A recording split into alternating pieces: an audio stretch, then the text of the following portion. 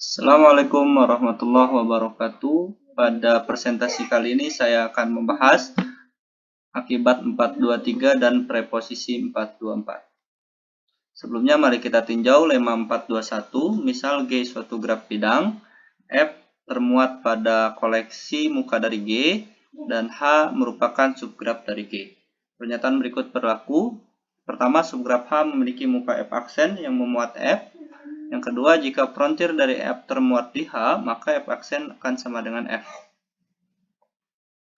Selanjutnya, lemma 422, misalkan G suatu graf bidang dan E suatu sisi di G, maka berlaku jika X adalah frontir dari suatu muka dari G, maka E termuat di X atau X diiriskan dengan interior dari E, itu himpunan kosong. Jika E terletak pada suatu siklus C, subgraf dari G, maka E terletak tepat pada frontir dari tepat dua muka dari G, dan kedua muka tersebut termuat pada dua muka berbeda dari C. Jika E tidak terletak pada suatu siklus, maka E terletak pada frontir dari tepat satu muka dari G. Lemma 422 ini menyatakan bahwa setiap sisi E di G, dia akan termuat pada suatu frontir, ya, baik itu yang frontir dengan tepat dua muka atau frontir dari tepat satu muka dari G. Kita masuk ke akibat 423. Bunyi akibatnya sebagai berikut. Setiap frontir dari suatu muka selalu merupakan himpunan titik dari subgraf. Contoh misalkan G adalah graf bidang sebagai berikut. Perhatikan bahwa frontir dari setiap muka graf di atas itu merupakan subgraf dari G. Contoh kita tinjau muka F1 misalnya, maka frontirnya adalah graf dari P1, P2 ke P6 ke P5 ya. Kemudian ke P1 lagi. Nah, itu adalah frontir dari F1 yang merupakan subgraf dari G.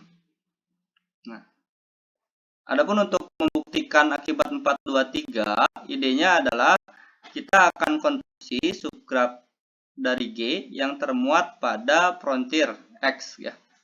Nah, yang mana graf tersebut dibangun dari sisi-sisi yang termuat di X. Kemudian kita akan tunjukkan bahwa subgraf tersebut sama dengan frontir X tersebut. Mari kita lihat buktinya. Misal G adalah graf bidang, F-nya adalah suatu muka dari G, dan X suatu frontir dari F. Nah, berdasarkan lemma 422, setiap sisi dari G terletak pada suatu frontir dari muka dari G. Kita pilih setiap sisi E di G yang termuat pada X.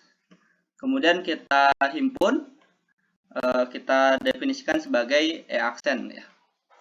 Nah, misalkan S adalah subgraf dari G yang diinduksi oleh sisi-sisi di E aksen, yaitu graf P aksen, E aksen dengan P aksennya adalah titik ujung dari sisi E anggota dari E aksen. Dengan konstruksi seperti itu, himpunan titik S ini termuat pada X. Ya. Selanjutnya, kita akan tunjukkan bahwa X tidak memuat titik lain selain titik pada S. Dengan kontradiksi, andaikan terdapat X anggota X min S, maka X tidak termuat pada satupun sisi E anggota E aksen. Sehingga X termuat di E bintang untuk suatu E bintang sisi di G min E aksen.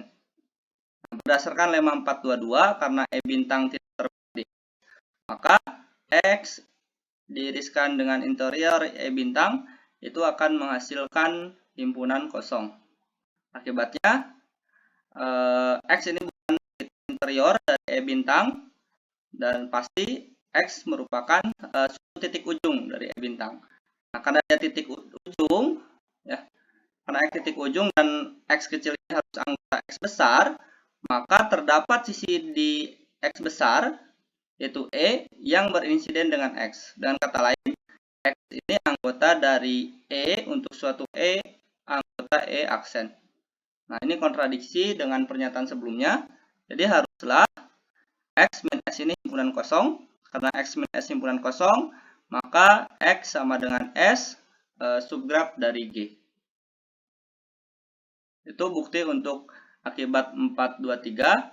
Selanjutnya kita akan bahas preposisi 424. Bunyi preposisinya sebagai berikut. Misalkan G suatu graf bidang. Jika G merupakan suatu hutan, maka G tepat memiliki satu muka. Contohnya sebagai berikut, kita lihat graf G yang terdiri dari 3 komponen pohon. Ya, dia hanya memiliki satu muka, ya, yaitu F ini, ya, yang merupakan R2 R kuadrat dikurangi G, ya, R kuadrat dikurangi G. Itu adalah muka dari graf G. Nah, kita akan buktikan secara umum teorema 424, ya. Pertama kita akan tunjukkan bahwa setiap pohon hanya memiliki satu muka. Kemudian kita akan tunjukkan bahwa hutan yang terdiri dari berhingga pohon, gitu ya, maka dia akan memiliki satu muka juga karena setiap komponennya memiliki satu muka. Oke, kita akan lihat buktinya. Sebelumnya kita tinjau lemma 413.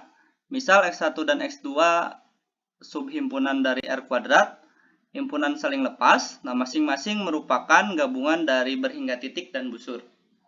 Misalkan P suatu busur yang menghubungkan satu titik pada X1 dan satu titik pada X2 dengan titik interiornya itu terletak di region O dari R kuadrat min X1 gabung X2. Nah, maka O min P adalah region dari R2 dikurang X1 gabung P gabung X2. Ya. Gambarnya sebagai berikut, ya, di bawah ini. Kita lihat bahwa busur P ini tidak membagi region O, ya, bukanlah pemisah dari region O. Jadi region O satu, gitu ya, tidak menjadi dua bagian. Nah, untuk bukti preposisi 424, misalkan G adalah suatu graf hutan bidang dan T cantik adalah koleksi pohon TI untuk I dari 0 sampai N. Ini komponen-komponen terpisah dari G. Nah, pertama akan ditunjukkan setiap komponen pohon terpisah tersebut tepat memiliki satu muka, ya. Kita ambil sembarang TI, anggota T cantik. Jika kardinalitas dari sisi TI sama dengan 1, jelas bahwa TI hanya memiliki satu muka. Nah, kita asumsikan untuk setiap pohon T yang memiliki sisi kurang dari jumlah sisi TI, dia akan memiliki satu muka. Kemudian pilih suatu sisi E di TI yang merupakan pemotong. Sisi pemotong, akibatnya terdapat partisi X1 dan X2, yang keduanya merupakan pohon dengan banyak sisi kurang dari banyaknya sisi TI. Sehingga X1 dan X2 masing-masing memiliki satu muka. Sebut saja F1 dan F2. Kemudian misalkan O ini adalah irisan dari F1 dan F2. Nah, tidak lain O adalah region dari R pangkat 2 dikurangi X1 gabung X2. Selanjutnya, pandang E sebagai suatu busur di antara dua titik pada X1 dan X2.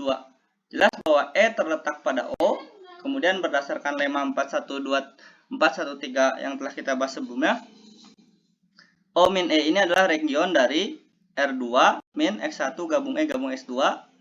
Secara definisi, maka O min E ini adalah muka dari X1 gabung E gabung X2 yang tidak lain sama dengan TI. Ya. Jadi kita telah menunjukkan bahwa setiap pohon hanya memiliki satu muka, gitu ya. Karena O ini kan terdiri dari satu muka, kemudian E-nya bukan pemisah region, maka O min E juga tetap satu muka, gitu ya, terdiri dari satu muka. Selanjutnya, untuk menunjukkan bahwa G tepat memiliki satu muka, pertama kita definisikan PI, suatu busur yang menghubungkan satu titik pada komponen TI dengan satu titik pada komponen TI-1. Kemudian kita definisikan graf H, yaitu gabungan dari T0 gabung P1 gabung T1 dan seterusnya sampai komponen Tn, gitu ya. Nah, maka H ini akan membentuk suatu pohon karena H suatu pohon, maka H hanya memiliki satu muka. Nah, sebut saja F ya. Nah, selanjutnya tinjau daerah F gabung P1 ya. Jadi F digabung P1, karena P1 bukan pemisah regen, maka F gabung P1 itu suatu muka dari H dikurang P1. Nah, H dikurang P1 itu tidak lain adalah T0 terpisah sendiri, dan sisanya T1 sampai Tn masih terhubung ya. Dan itu terdiri dari satu muka ya, karena F digabung P1, F-nya satu muka, dan P1-nya bukan pemisah regen. Nah, dengan melakukan langkah seperti itu, maka diperoleh F digabung dari gabungan PI I1 sampai N adalah suatu muka dari H dikurangi gabungan dari PI untuk I1 sampai N. Tidak lain, yang tersisa nanti hanya T0, T1, T2, Tn-1 sampai Tn yang merupakan sama dengan G gitu ya.